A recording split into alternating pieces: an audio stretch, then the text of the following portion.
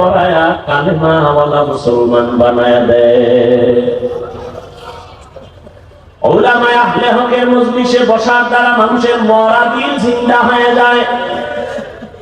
এই জন্যই তো বলি, যারা বলে আমরা ওলিয়া উলিয়া মানি না, উলামায়ে কেরাম চাই না, ওরা বাতিল, ওরা ধোঁকাবাজ, ওদের দুনিয়াও বরবাদ, আখিরাতও বরবাদ। এই যারা দুনিয়া দুনিয়া জিকির করে, আল্লাহর জাত ও সিফাতের কসম, যারা নামাজে দাঁড়াইয়াও দুনিয়া, দোকান, সক্ষমতা, এই সেই, আমি তো হিসাব পরিপূর্ণ করে দেখছি, ওরা দুনিয়াও পায় না, আখিরাতও। দুনিয়া দুনিয়া দুনিয়া কইরা কইরা পালাইছে, জুতা নেওয়ার টাইম নেই, পাইছে দুনিয়া। এই ক্ষমতার লাভ কি যে পলাইতে হবে?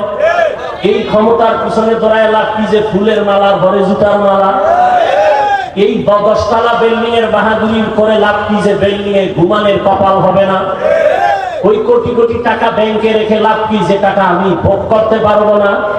তাহলে দুনিয়া দুনিয়া কইরা না পাইলো দুনিয়া, না পাইলো আখিরাত। আর যারা আখিরাত আখিরাত করে, এরা ইনশাআল্লাহ আখিরাত তো পাবেই, দুনিয়ায় যা পাবে বোনাস। আমরা আখিরাত আখিরাত কইরা চলতে গিয়ে কি না খাইয়া মইরা গেছি? মহামারী করোনায় চাকরি নাই, ব্যবসা নাই, দোকান বন্ধ, চাকরি বন্ধ, ট্রেন বন্ধ, ব্যবসা বন্ধ, ফ্যাক্টরি বন্ধ, সব স্কুল কলেজগুলো বন্ধ। কিন্তু খবর নিছেননি, কোরআনের একটা মাদ্রাসাও বন্ধ হয় নাই। বন্ধ হয়েছে? কোন হুজুর কি না খাইয়া ঢাকা শহরে ভিক্ষা করেছে? কষ্টে যদিও জীবন কাটাইছে, কিন্তু গভীর রজনীতে আমার মাওলার সাথে কথা বলছে। অতিও গভীর হয় রজনী যখন, নীরবে প্রভুর নাম জপিও তখন। প্রভুর করুণা যদি পাইবারে চাও, গভীর রাতে উঠে প্রভুর গুণগান গাও। আমার আল্লাহ চান না কেউ জাহান্নামে যাবে, 1 সেকেন্ডের জন্য চান না, কিন্তু এটাও সত্য, কোন মুমিন ছাড়া কোন বেঈমান জান্নাতে যাবে না। আল্লাহ কাউকে জাহান্নামে দিতে চান না, এই জন্যই তো সবার নামে জান্নাতে বাড়ি লেখা আছে। দ্বিতীয়ত তওবার দরজা খোলা। কেন? কয় তুই জীবন ভর গুনাহ করছো, 50 বছর লাগাইয়া গুনাহ করে করে পাহাড় বানাইছো, আর আমার কাছে যদি একবার বলো মাফ করে দাও, তোর 50 বছরের জীবনের সব গুনাহ সেকেন্ডে মাফ করে দেব।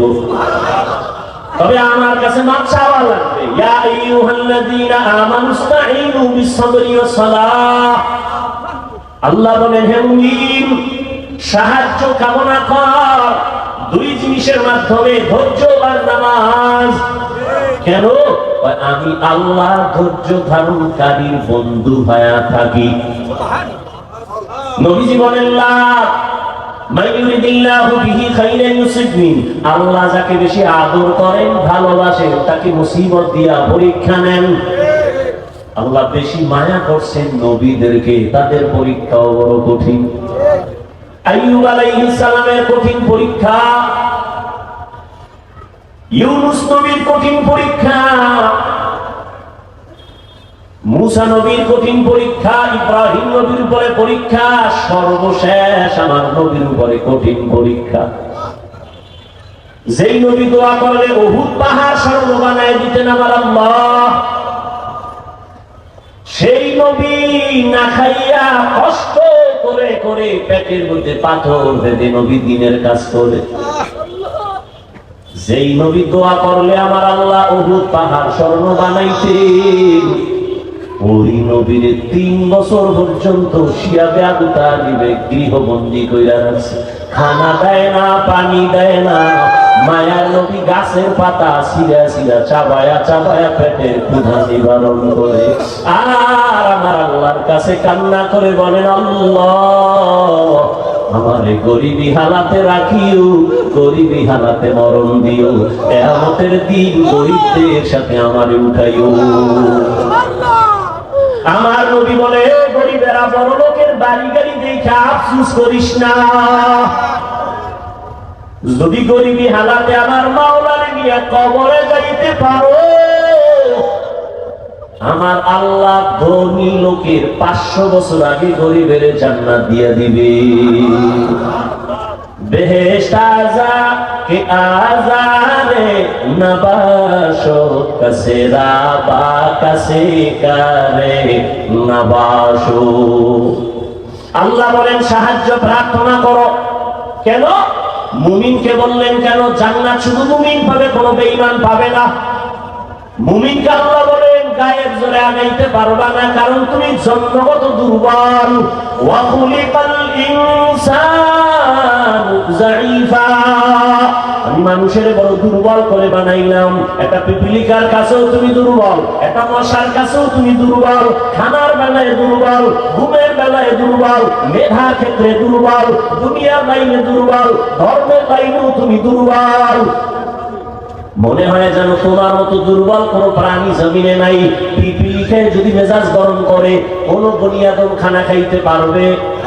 মশায় যদি মেজাজ গরম করে, কোন বনিয়াদম রাতের বেলা ঘুমাইতে পারবে না। ও বান্দা, তুই এত দুর্বল, এত দুর্বল। একটা গরুর কাছে তুই কত দুর্বল। ওরে যদি একটা লাথি মারে, জীবনে এক ফোঁটা দুধ আর নিতে পারবি না। কিন্তু মর্যাদা সবার উপরে। মর্যাদা দুর্বল না, মর্যাদা তোর ফেরেশতার থেকেও বেশি, জিনের থেকেও বেশি, সব প্রাণীর থেকে বেশি। এই জন্য শক্তিশালী বাঘ করে সালাম দেয়, শক্তিশালী গরুটা তোর কাছে দুর্বল হয়ে থাকে। ওর শক্তি দুর্বল না, তোর সম্মানের কারণে দুর্বল হয়ে দাঁড়ায়। তুই 20 কেজি দুধ টাইনা নিয়ে যাও, বাচ্চারে দাও না, গরুটায় কিছুই করে না। রাগ কইরা যদি বাচ্চার মায়ের দিকে তাকাইয়া একটা লাথি মারতো, তোরে দুধ দিব না। কোনো বনিয়াদম দুধ নিতে পারতি না। না, তোর সাথে বেয়াদবি করে না। তুই যখন গরুটারে ডাক দিয়া কও দাঁড়া, দাঁড়ায়নি। এই শিক্ষিত ঢাকার মানুষ গরুটায় মানুষের কথা শুনেনি। গরুটারে যদি কয় দাঁড়া, দাঁড়ায় যায়। গরুটারে যদি কয় ডানে, ডানে যায়। গরুকে যদি বলে বামে, বামে যায়নি। একটা গরু যদি মানুষের কথা শুনে, সাধারণ এক চাষির কথা যদি গরু শুনে ডানে যায়, চাষির কথায় যদি বামে যায়, চাষি যদি কয় দাঁড়া, গরু দাঁড়ায়। একজন আল্লাহর ওলি তাদের কথা কেন শুনবে না? এই আল্লাহর বান্দা,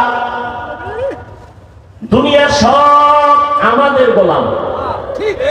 দুনিয়া সব আমাদের গোলাম। গরু আমাদের গোলাম, বাঘ কথা বলেন না কেন? আমরা কার গোলাম?